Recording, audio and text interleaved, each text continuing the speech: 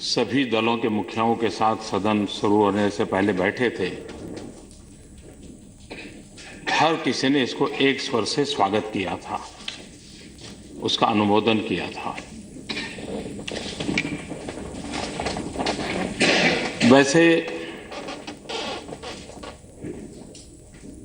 हम ये दावा नहीं करते हैं कि ये मूल विचार कोई हमारा था।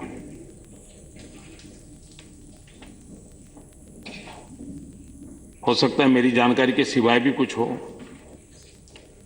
लेकिन 2008 में महाराष्ट्र में कांग्रेस सरकार ने ये 26 नवंबर को संविधान दिवस के रूप में आरंभ किया था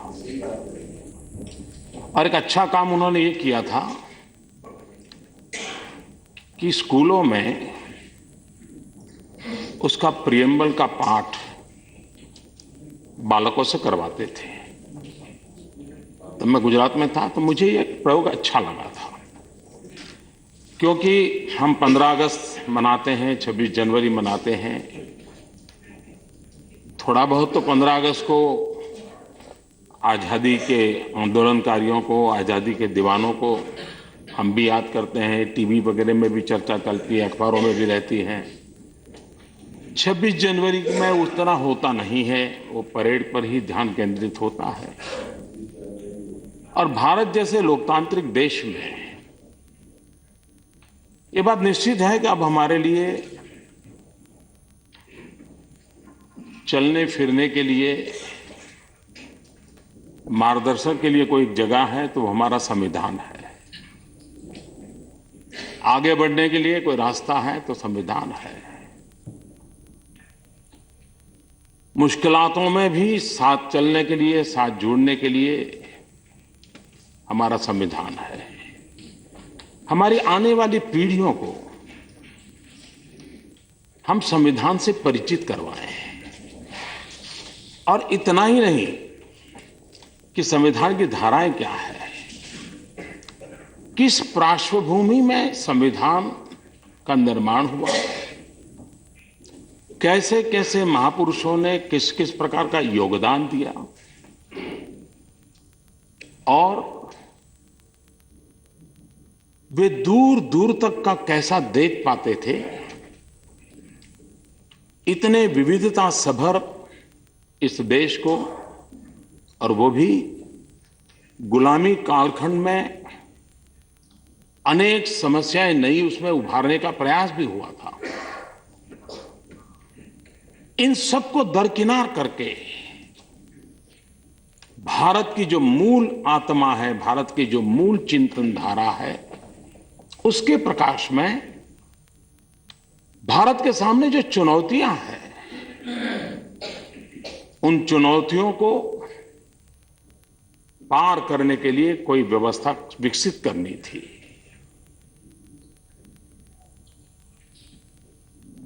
ये काम कितना महान था, ये संभव नहीं है कि सदन के सभी महापुरुषों का नाम दें तभी उनको हम आदर देते हैं। ये कार्यक्रम अपने आप में उन सभी ऋषियों को जो कि संविधान सभा में बैठे थे, उनको नमन करने के लिए बनाया है। That the world could do nothing but listen in rapt attention. For me, Madam Speaker, thank you. थोड़ा सा तो पीने दो। For me, Madam Speaker, the real authors of the Constitution were people that the Prime Minister did not spend much time talking about in his speech. They were the very people of this country. The millions of voices, rich, poor, male, female, Hindu, Muslim, Sikh, Punjabi, Marathi, Bengali, Malayali, Gujarati, the Kisan, the Mazdoor, the small businessman, the big industrialist, the widowed mother, the orphaned son. Every single one of them, including the weakest and most powerless of them all Gandhiji and his colleagues did was to love them and listen to them with compassion and sensitivity.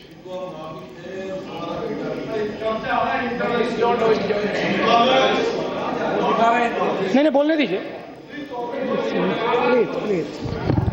The Constitution gives all Indians fundamental rights. I would like to mention the first and possibly the most important. It is the right to equality, which includes equality before law, prohibition of discrimination on grounds of religion, race, caste, gender or place of birth, and equality of opportunity in matters of employment, abolition of untouchability, and abolition of titles. Madam Speaker, every single one of us in this room swore an oath to protect these rights for our people. And I'm looking around here and I can't see Mr. V.K. Singh, who not only swore an oath as a minister, he swore an oath as a member of parliament, and he swore an oath as an army man. उसे परिचित कैसे करवाते रहें, संविधान के प्रति उनकी आस्था कैसे दृढ़ होती चले, निराशा के दिनों में भी उसको लगना चाहिए हाँ भाई ठीक है, कुछ लोग ऐसे आ गए हैं, गड़बड़ हो रही है, लेकिन ये एक जगह है जिससे कभी न कभी तो सूरज चमकेगा. ये भाव हमारी आने वाली पीढ़ियों में भरना निरंतर आवश्यक होता है. और इसलिए ये संवाद करने का प्रयास हुआ है. और यहां अगर होता है तो फिर नीचे परकोलेट भी जल्दी किया जा सकता है. सरकार में बैठे हुए हम लोगों का ये इरादा नहीं है कि हर वर्ष इस प्रकार की डिबेट हो, ना हमने ऐसा कहा है. 125 वर्ष बाबा साहब आंबेडकर और उनका योगदान हम कम नहीं आंक सकते जी. हमने उपेक्षा भी बहुत देखी उनकी, हमने उनका उपहास भी बहुत देखा, और मजबूरन उनकी स्वीकृति को भी हमने देखा है. और मैं यहां शब्द प्रयोग हम करता हूं, आप और मैं की भाषा में नहीं बोल रहा हूं. नीचे से दबाव आया है कि आज ये देश बाबा साहब आंबेडकर के उस महान कामों को नकार नहीं सकेगा. इस सच्चाई को हमें स्वीकार करना होगा. और इसलिए 125वीं जयंती संविधान की चर्चा हो तो बाबा साहब आंबेडकर की हो, लेकिन साथ साथ संविधान सभा के उन सभी महापुरुषों के प्रति हम नमन करते हैं, आदर करते हैं. बाबा साहब आंबेडकर समेत सभी को नमन करते हैं, सभी को आदर करते हैं, और इसी भूमिका से हम आगे बढ़ना चाहते हैं. एक बात सही है, हमारे यहां परिवारों में भी ये बात बताई जाती है, समाज जीवन में भी बताई जाती हैं, लोक कथाओं में भी कही जाती हैं. अच्छी चीजों को बार बार स्मरण करना चाहिए, अच्छी स्थिति में भी करना चाहिए और बुरे हालत में भी करना चाहिए. समाज जीवन के लिए अनिवार्य होता है. बेटा कितना ही बड़ा क्यों ना हो गया हो, लेकिन जब अपने गांव से शहर जाता है, 10 बार जाता होगा तो भी मां तो कहेगी जाते जाते, बेटा चालू गाड़ी में चढ़ना मत, खिड़की के बाहर देखना मत. बात बेटा बड़ा हो गया, 10 बार पहले गया तब भी सुन चुका है, लेकिन मां का मन करता है कि बेटे को जरा याद करा कि बेटा इतना संभालना. ये हमारी परंपरा रही है. और इसके लिए तो डॉक्टर करण सिंह जी यहाँ बैठे हैं, बहुत सारे ढेर संस्कृत श्लोक भी ला करके हमारे सामने रख देंगे, क्योंकि हमारे यहाँ किस प्रकार से कहा गया है. लेकिन हमारे यहाँ कहा जाता था, करत करत अभ्यास के जड़मती होत सुजान, रसरी आवत जातते सिल पर पड़त निशान. कुएं में जो रस्सी से बांध करके पानी निकालते हैं, रस्सी में इतनी ताकत तो नहीं होती है कि वो पत्थर के खिलाफ लड़ाई लड़ सके, लेकिन निरंतर अभ्यास का परिणाम होता है कि उस पत्थर पर भी नए आकार आकृतित हो जाते हैं. और इसलिए हमारे लिए संविधान एक जश्न होना चाहिए, संविधान एक उत्सव होना चाहिए. संविधान की हर भावना के प्रति हमारा आदर सत्कार पीढ़ियों तक चलते रहना चाहिए. ये संस्कार विरासत है, ये हम लोगों का दायित्व होता है. ये सिर्फ तू मैं करने से देश नहीं चलता है, देश कभी साथ साथ मिलकर के भी चलने से चलता है.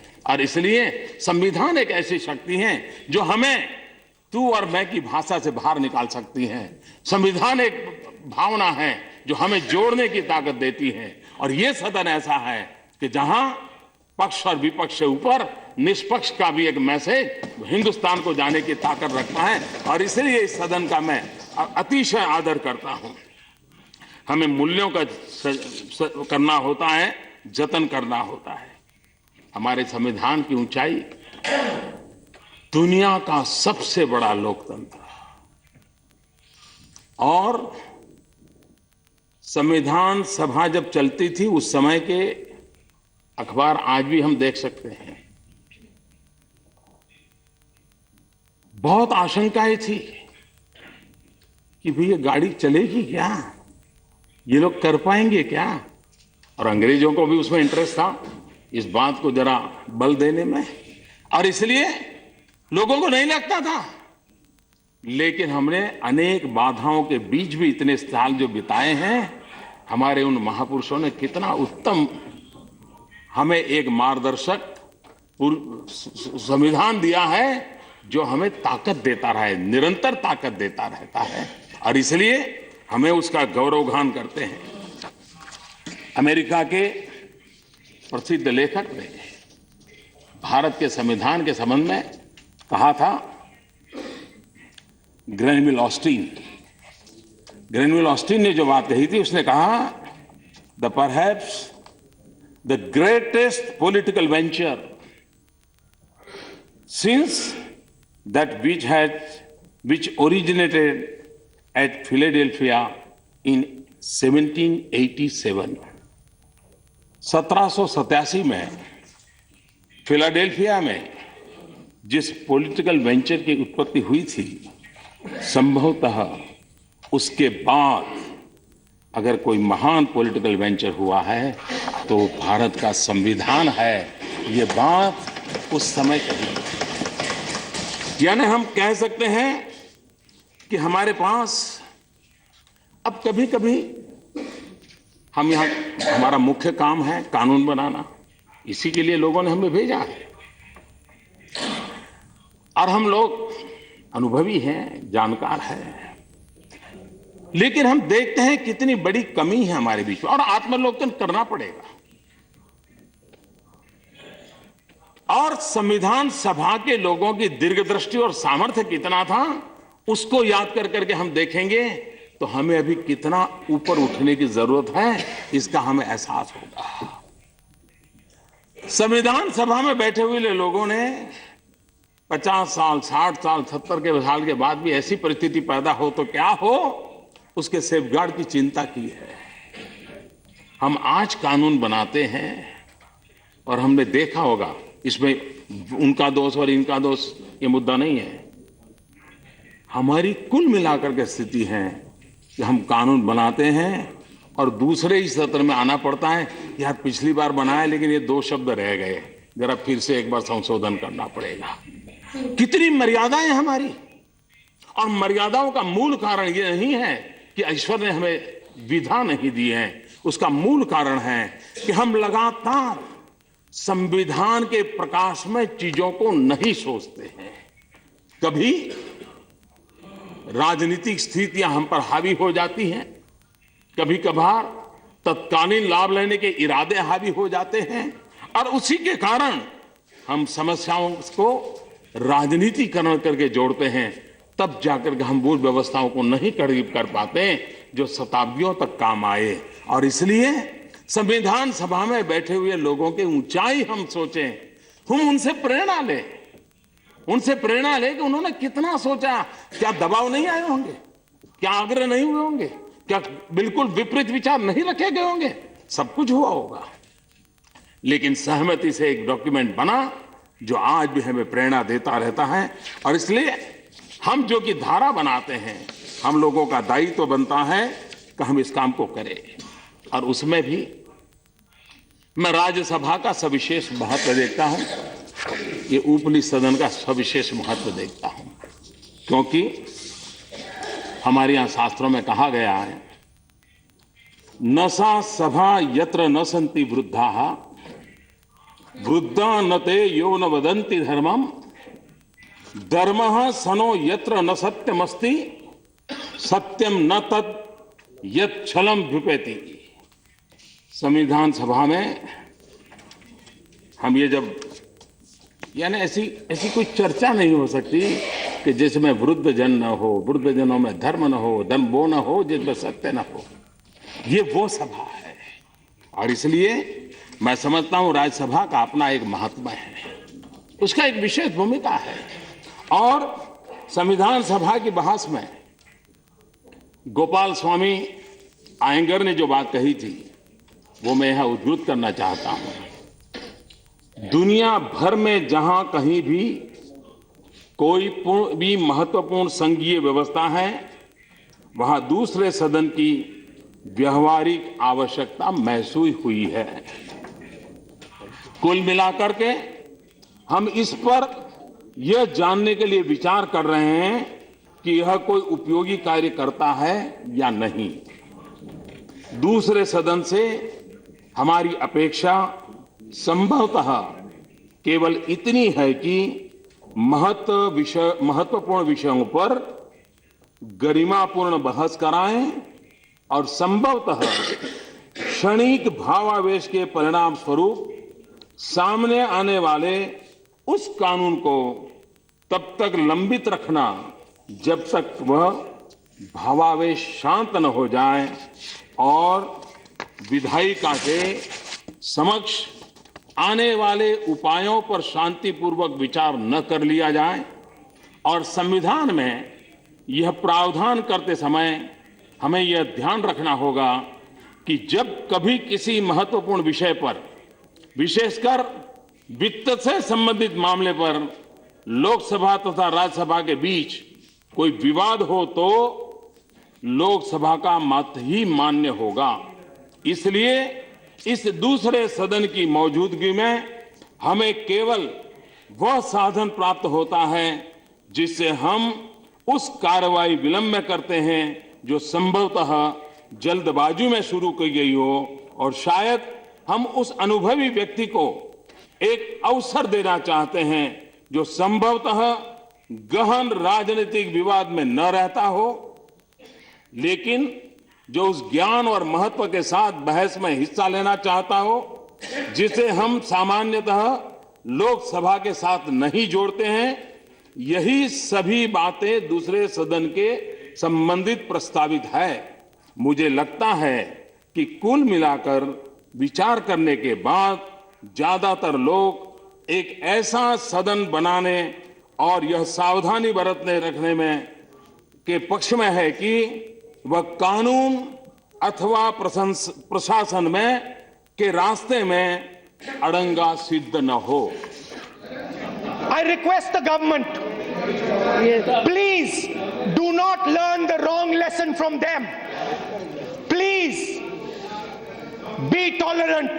Please listen to your people. Embrace your own people. Gandhi ji, the father of our nation, gave our people voice. He allowed people who had not been heard for centuries to sing. Nathuram Godse put 3 bullets inside his chest.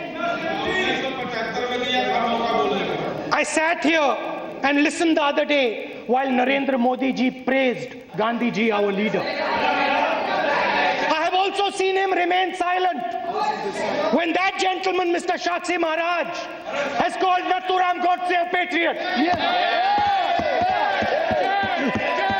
I am pretty certain. बैठिए ना, बैठिए। बहुत पुरानी हो गई बातें, बैठिए। Yes. करो राहुल जी। बैठिए तो। I am pretty certain, Speaker Madam. आप बैठिए ना। हम मालूम है उनके बाद बोलेंगे, बैठिए। अरे बैठिए बाबा, बैठिए।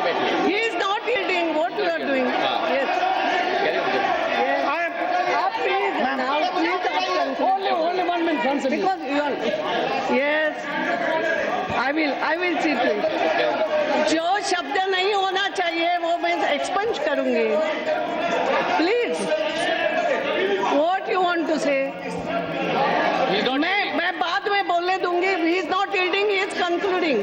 मैं बोलूंगी ना. What is it? I am pretty certain, finish ma'am, conclude.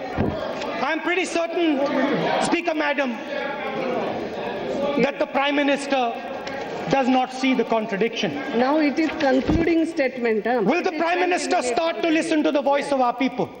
Yes. Or will he stand by and watch as his colleagues trample on the voice of this country? Will he simply place the Constitution on an elephant and walk in front of it? Or will he do his job and defend what it stands for? Will he let our beautiful India continue to sing? Now it's over. Or does he think he can condemn our nation to silence? Thank you, Speaker Madam. Yes, Sakshi Maharaj ji, what you want to say? करते हुए कहा था, it is easy to give power, it is difficult to give wisdom. और पूरा मैं अनुवाद पढ़ लेता हूं। शक्ति हाथ में लेना जितना आसान है, बुद्धि विवेक धरोहर में पाना उतना ही कठिन है। आइए हम अपने आचरण से प्रमाणित करें कि यदि सभा ने अपने आप को कुछ सार्वभौमिक शक्तियां दी है, तो उन शक्तियों को उचित प्रयोग भी बुद्धि विवेक से ही होगा। हम केवल इसी मार्ग से सभी को साथ लेकर आगे बढ़ सकेंगे। एकता की दिशा पर चलने के लिए यही मात्र रास्ता है। आदरणीय सभापति जी, हमारे संविधान निर्माताओं ने इतना सारा सोचा, लेकिन एक बात उनको सोचने की जरूरत नहीं लगी। और ऐसा क्या हुआ कि हमें उस रास्ते पर चलना पड़ा? दोष उनका तो नहीं। प्रधानमंत्री नरेंद्र मोदी संविधान पर बोल रहे हैं। आपको याद होगा लोकसभा में वो 3 दिन पहले बोल चुके हैं और आज राज्यसभा में वो अपना वक्तव्य दे रहे हैं। दूसरी तरफ लोकसभा में असहिष्णुता पर बहस चल रही है, जिसमें राहुल गांधी कांग्रेस की तरफ से बात रख रहे हैं, उसमें हंगामा हो गया।